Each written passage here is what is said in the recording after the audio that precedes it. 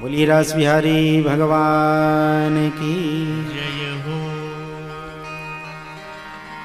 इस कथा में सुखदेव जी ने परीक्षित जी जैसे श्रोता को इस योग्य नहीं समझा। फिर हमारी आपकी कहां तक तुलना है। परीक्षित जी ने इस कथा को सुना और परीक्षित जी के मन में विकार आया। परीक्षित जी पूछ बैठे, बाबा एक बात बताइए, संस्थापनाय धर्मस्य प्रशमाय तरस्य च अवतीर्णो ही भगवान अंशेन जगदीश्वर। भगवान अवतरित होके आए हैं, प्रकट होके आए हैं संस्थापनाय धर्मस्य।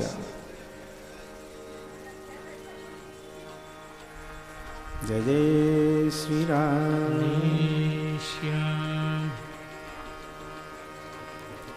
धर्म की स्थापना के लिए प्रकट होके आए हैं और यहाँ रात रात भर प्राय स्त्रियों के साथ नाचना गाना, क्या ये इनको अच्छा लगता है? क्या यह भगवान के लिए उचित है? जय जय श्री राम। श्री सुखदेव जी परीक्षित जी को बड़ी जोर से डांट लगाते हैं। धर्म व्यतिक्रमो दृष्टो ईश्वराणाम च साहस। भगवान के कार्य में, ईश्वर के कार्य में धर्म और अधर्म का निर्णय कर सके, क्या तेरी बुद्धि इतनी तीक्ष्ण हो गई है? तो किसे भगवान का पराया कह रहा है? भगवान के लिए पराया है कौन? गोपी नाम तत्पति नाम च सर्वेषामेव देहि नाम। जितने भी देहधारी हैं, गोपियों के पति, उनके पतियों के पति, सब तो गोविंद ही हैं। गोविंद के लिए पराया कौन है? सारे संसार के लोग भगवान के सम्मुख हाथ जोड़कर खड़े हो जाते हैं और गाते हैं, तुम हो एक अगोचर सबके प्राणपति। क्या कहते हैं? सबके प्राणपति। प्राणपति। तो सबके प्राणों के पति तो वो परमात्मा ही हैं। वर कन्या का विवाह होता है तो कन्यादान का जो संकल्प होता है उसमें यही संकल्प होता है, विष्णु स्वरूपाय वराय लक्ष्मी स्वरूपिणीम कन्याम तुभ्यमहं संप्रददे। विष्णु स्वरूप वर को ये लक्ष्मी स्वरूपिणी कन्या प्रदान की जाती है। तो भगवान के लिए पराया कौन है? सबके तो पति भगवान ही हैं, सारे संसार के पति भगवान ही हैं। तो किसे पराया कह रहा है? भगवान के लिए कोई पराया नहीं है। जय जय श्री राम। और तू जिन गोपियों के बारे में यह बात कर रहा है, सभी ग्वाल बालों ने, सभी ब्रजवासियों ने उस रात्रि के समय अपने अपने घरों में अपनी अपनी गोपियों का दर्शन किया है। सब गोपियां अपने अपने घरों में ही हैं। फिर गोविंद के पास जो आई हैं वो कौन है? वो गोपियां कौन हैं जो गोविंद के साथ इस महारास में संलग्न हैं? श्री सुखदेव जी ने बताया, शरीर शरीर के पास है और आत्मा परमात्मा के पास। आत्मा परमात्मा के चरणों में लीन होने के लिए चली गई है। शरीर तो शरीरधारी के पास में है ही। जय जय श्री राम। श्री सुखदेव जी ने कथा जो रसमयी कह रहे थे, अब इतिहासमयी कथा कहने लगे हैं। एक शंखचूड़ नाम का दैत्य आया है,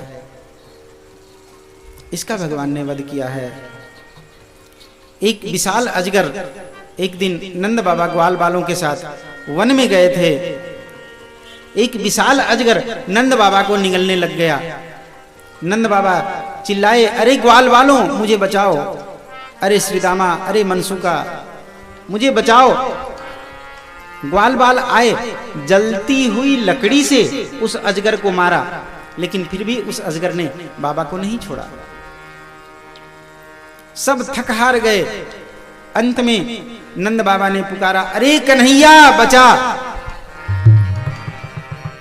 जैसे ही पुकारा नंद बाबा ने, अरे कन्हैया बचा, कन्हैया झट से उठे हैं, अपना पैर अजगर के सिर पे रखा है, अजगर का मुख खुल गया, बाबा निकलकर बाहर आए, अजगर की अजगर योनि छूटी। अजगर ने भगवान के चरणों में प्रार्थना की है, अहम विद्याधर कच्चित सुदर्शन इति श्रुता,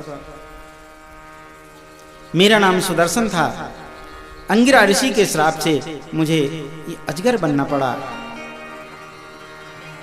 अजगर की अजगर योनि छूटी है, भगवान के धाम को गया है।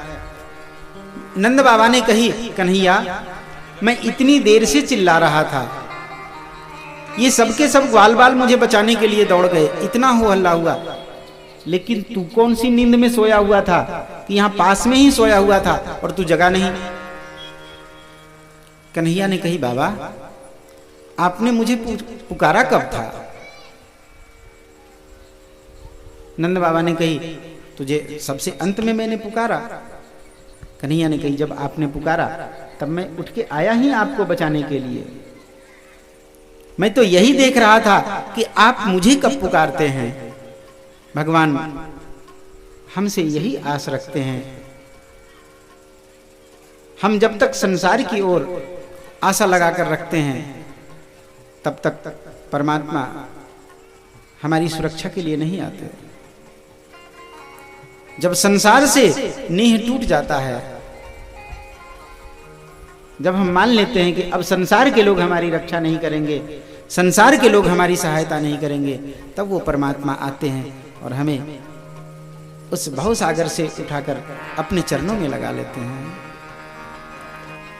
संसार के लोगों से आसान किया करना, जब कोई न हो अपना, सिया राम कहा करना। जब कोई नहीं अपना, तब वो परमात्मा गोविंद हमारी रक्षा करते हैं, परमात्मा हमारी रक्षा करते हैं। जय जय श्री राम। भगवान ब्रज में विचरण करते हैं, अनेक प्रकार की क्रीड़ा करते हैं। सब गोपियां ग्वाल बाल भगवान के स्वरूप को देखकर निहाल होती हैं। व्योमासुर नाम का एक दैत्य आया है, उसका वध किया है भगवान ने। एक दिन श्री नारद जी कंस के पास गए और कंस को जाकर कहा, तुम एक एक करके राक्षसों को भेजते हो और वहां कन्हैया एक एक करके सब राक्षसों को मारता जाता है, उसको मारने में सुविधा होती है और तुम्हारे राक्षस एक एक करके कम होते जा रहे हैं। ऐसा क्यों नहीं करते? उसे किसी बहाने से यहां पे बुला लो और यहां बुला के सब एक साथ मिलके उसको मार डालो। कंस ने कही, गुरुजी आपने बात तो बड़ी अच्छी बताई, रुको कुछ ऐसा ही करता हूं। इधर नारद जी कंस के पास से कन्हैया के पास आए और कन्हैया को आकर कहा, कन्हैया तुझे तो यहाँ वृंदावन में ब्रज में गोपियों के साथ ग्वाल बालों के साथ ये बाल लीला करने में आनंद आ रहा है, तेरे माता पिता वहां जेल में बंद हैं, उनको कितना कष्ट हो रहा है, तू सोच रहा है क्या? अरे उनको जेल से छुड़वा। कन्हैया ने कही, बाबा मैं उनको जेल से छुड़वा तो दूं, लेकिन मैं मथुरा जाऊं कैसे? कन्हैया ने कही, उसकी चिंता तू मत कर। नारद जी ने कही, उसकी चिंता मत करें आप, मैं कंस को जाके सब बता के आ गया हूं, आप ही उसके शत्रु हैं, इस बात का भांडाफोड़ भी कर दिया है। अब कंस आपको बुलावा भेजेगा, आप चले जाना, कंस को मारकर और अपने माता पिता को बंदी गृह से मुक्त करवाना। सारी बात बता दी नारद जी ने। नारद जी वहां से चले गए। इधर कंस ने मन में सोचा, कन्हैया को बुलाएं कैसे? धनुष यज्ञ का बहाना बनाया है और धनुष यज्ञ के बहाने कन्हैया को बुलावा भेजा है। बुलाने के लिए किसको भेजे? सोचे और कोई जाएगा तो पता नहीं क्या हो, वो आए भी कि नहीं आए। इसलिए कन्हैया के काका हैं श्री अक्रूर जी। अक्रूर जी को दूत बनाया है कंस ने, और अक्रूर जी को कहा आप जाकर कृष्ण को लेकर आए यहां। अक्रूर जी आए हैं। अक्रूर जी के आगमन की बात पूरे ब्रजमंडल में फैल गई है। अक्रूर नाम का कोई कंस का दूत आया है, वो कन्हैया को ब्रज से ले जा रहा है, यहां से लेके चला जाएगा। ब्रजवासियों का हृदय भर आया है, यशोदा मैया का हृदय भर आया है।